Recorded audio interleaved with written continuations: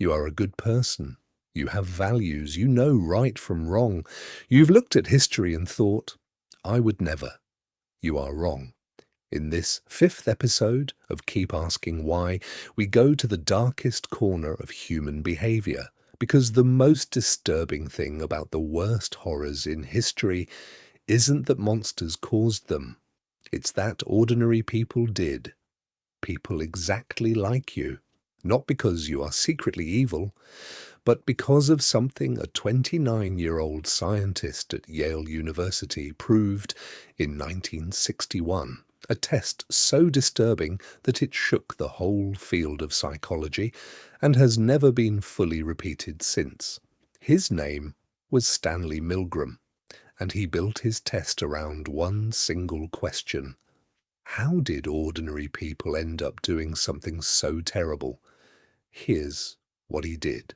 He took an ordinary person, a teacher, a factory worker, a banker, someone off the street, and put them in a room with a scientist in a white coat. In the next room, another person, strapped to a chair, hooked up to a machine that gave electric shocks.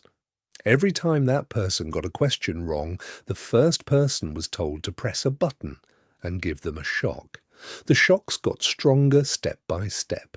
At 75 volts, you could hear the person groan. At 150 volts, they begged to be let out. At 300 volts, they screamed. At 315 volts, they went silent. The machine went all the way up to 450 volts. The label on it said, "Danger, severe shock." When someone hesitated, the scientist just said, "Please continue," or "You have to keep going." No threats, no weapons, just a calm voice in a white coat. 65% of everyone tested pressed the button all the way to 450 volts. Not 5%, not just the cruel ones or the damaged ones. 65% of ordinary people, teachers, postal workers, engineers, gave what they believed was a possibly deadly shock to a total stranger, simply because a man in a white coat told them to. Every single person went to at least 300 volts. Not one person stopped before they heard the screams.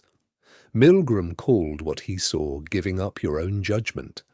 When we place ourselves under someone else's authority, a boss, a government, a uniform, we stop feeling like we're the one making the choice. We become a tool. We stop asking, "Is this right?" and start asking, "Am I doing what I was told?" The blame shifts, in our own minds, onto whoever gave the order. And the scary part, this shift happens on its own without us even noticing. This is exactly what writer Hannah Arendt saw when she sat in the courtroom and watched Adolf Eichmann, the man who organized the trains that sent millions of Jewish people to their deaths, try to explain himself. She expected a monster. She found an office worker, a man obsessed with paperwork, with following the chain of command, with doing his job properly. She called him shockingly normal. Not twisted, not cruel, just deeply unable to picture what it was like to be someone else. She called this the ordinariness of evil. Evil doesn't usually show up wearing a mask, it shows up wearing a uniform. And it asks you, very politely, to please continue. Now here's the part that should really worry you. Milgram's test has been repeated for decades in different countries on different continents.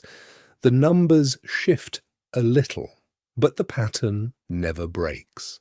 And the exact conditions that make people obey without question are everywhere in your life right now. A boss who asks you to do something that feels wrong. A system that only cares if you followed the steps, not if you used your conscience.